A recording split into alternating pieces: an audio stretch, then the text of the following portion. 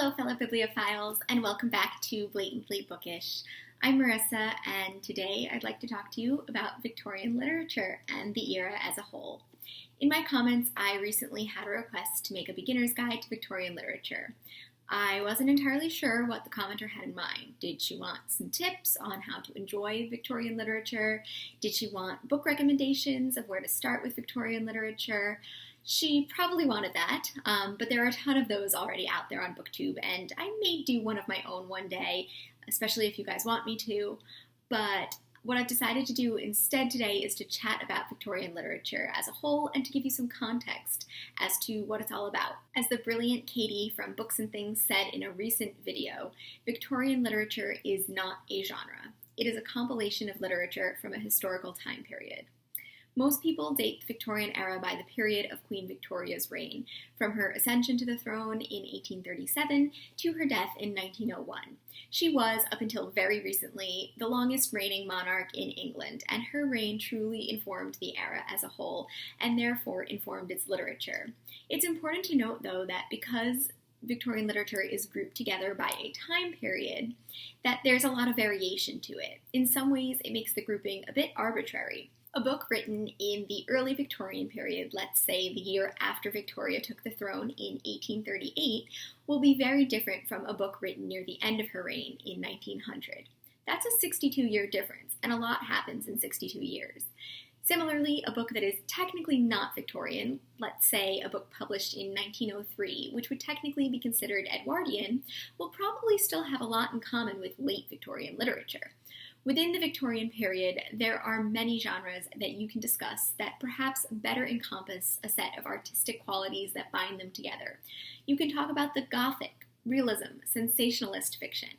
Because Victorian literature is grouped by time period and not by genre, you will find it scattered in many sections of your local library or bookstore. Most commonly, it'll be found in the classics section because they're all around 150 years old.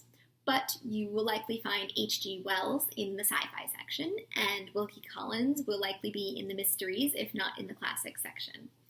I picked up The Female Detective by Andrew Forrester in my mysteries section of my library. So what does bind Victorian literature together then?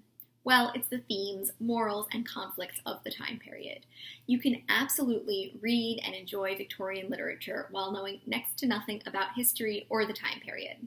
Victorian novels have complex characters and plots that are amazing in their own right.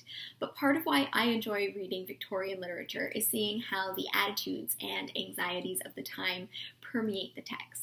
The Victorian period was an era of abundant growth, innovation, and change in England. The population alone doubled in the time period, going from around 14 million to 32 million. The Victorian period also overlaps with the Industrial Revolution. So you see a massive trend of urbanization and a shift over the era from agricultural life and work to people living in overcrowded, industrialized cities. Thomas Hardy, Dickens, and Gaskell are all authors whose works explore and critique this shift in society. Far from the Madding Crowd, Hard Times, and North and South are just a few of the Victorian novels that explore industrialization and the changing urban landscape. The growing urbanization combined with the Industrial Revolution have great impacts on class in society.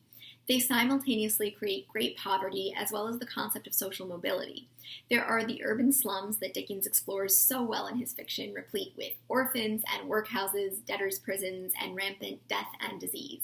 But there's also this notion of social mobility that comes with work. This idea that if you work hard enough, you can move up in the world and in society. The idea of the self-made man takes hold, and you can actually see a lot of first-person narratives that function as coming-of-age stories or Bildungsroman of characters who have social mobility, who create themselves and experience great change over the course of their story.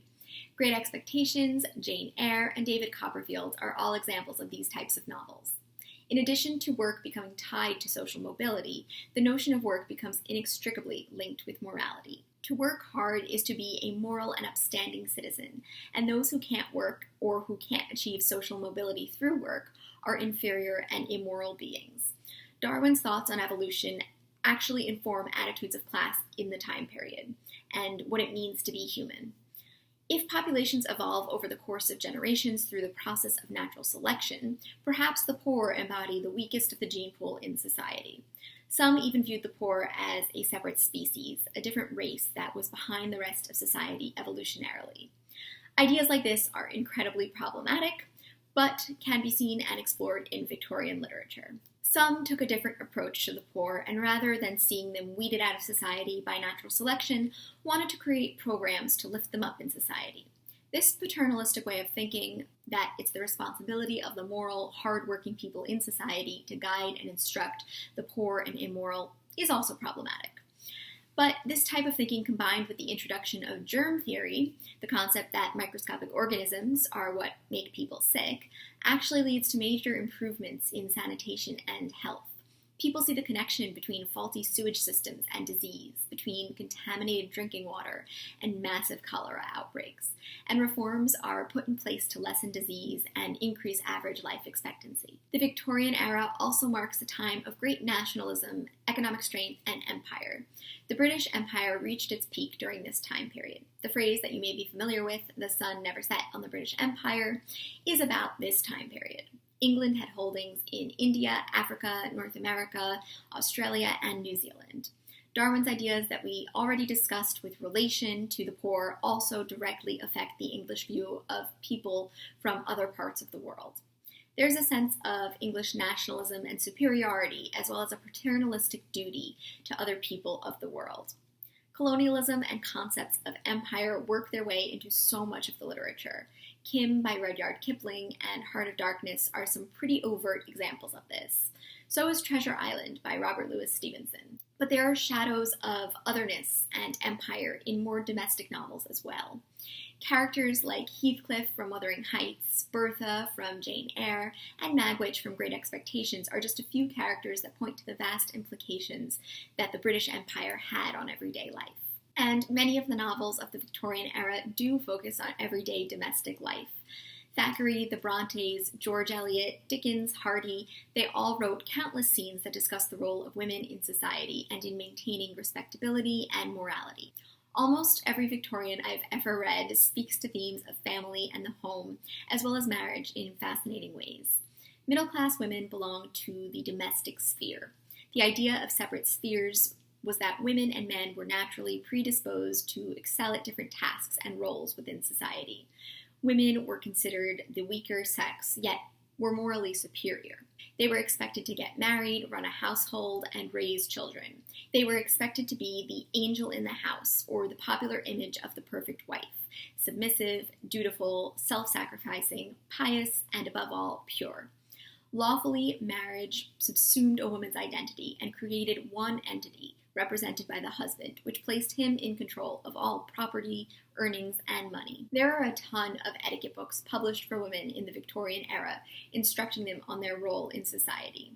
It wasn't until 1857 that violence was recognized as grounds for divorce, and not until 1870 that women could claim ownership of the money that they earned. And the women's suffrage movement gained momentum at the end of the 19th century. Despite the image of the respectable, ideal Victorian women, there are many novels of Victorian literature that push back on these conventional notions and foreshadow or support changing ideas in women's rights. Lady Audley's Secret by Mary Elizabeth Braddon, Cranford by Elizabeth Gaskell, The Odd Woman by George Gissing, The Half-Sisters by Geraldine Dewsbury are all novels that examine and challenge the roles of Victorian women in society. But most Victorian books can actually be read through the lens of gender. The Victorian age even marks a change in literature as an art form. I view the Victorian era as the golden age of the novel, with the mechanized advances in printing presses and the physical printing of books, as well as increased literacy rates. Novels were more accessible than ever to the public. They were more abundant and cheaper. The Victorian period saw the popularization of the serial format, enabling the masses to consume novels in segments, like the latest installment of your favorite TV show. I actually did a whole video about Victorian serialization last year, so I'll link that for you somewhere. Nonfiction, plays, and poetry were also prevalent in the time period, but the novel really came into its own during this era. In general, in the Victorian era, you just see this explosion of thought and industry and expansion. And this sense of change causes feelings of conflict and unrest that permeate the literature. In some ways, I feel like this great period of change echoes the globalization of our own time period. In the Victorian era, the world was made that much smaller and more connected through railways and the telegraph, and the Great Exhibition, where curiosities from Britain's global colonies were put on display for all of Britain to see. And in the modern day, we've seen a different, more digital version of globalization and change through the internet. In many ways, the Victorian era has made a lasting impression on our own, and it's so fun to learn about and dissect through Victorian literature. So, I hope this ramble gave you some context about the types of themes and topics you might encounter in Victorian literature. I'm not a historian or an expert, but I thought it might be helpful to have an overview of my understanding of the time period and how it's conveyed in the literature of the time. This is by no means comprehensive, and it's certainly not even very detailed. It's really meant to be an introduction. There are so many more resources out there to learn about the Victorian era that you should check out if you're interested in the time period. And there are also tons of videos by fellow booktubers that are helpful if you're looking to start reading Victorian literature. Very recently, Katie from Books and Things posted a video called 10 Tips for Getting into Victorian Literature. Kate Howe posted a video called Victorian Novels for Jane Austen Fans. I'll link those as well as many, many more great videos that I've come across to watch if you're interested in getting into Victorian literature. So I'll put those in the description section down below. I am out of breath, so thank you for watching. If you made it to the end of this quite lengthy video, you can let me know in the comments section what are some of your favorite themes and ideas that are encountered in Victorian literature, and which books do you think best exemplify them. Happy Victober, and as always, I look forward to seeing you in another video soon. Bye!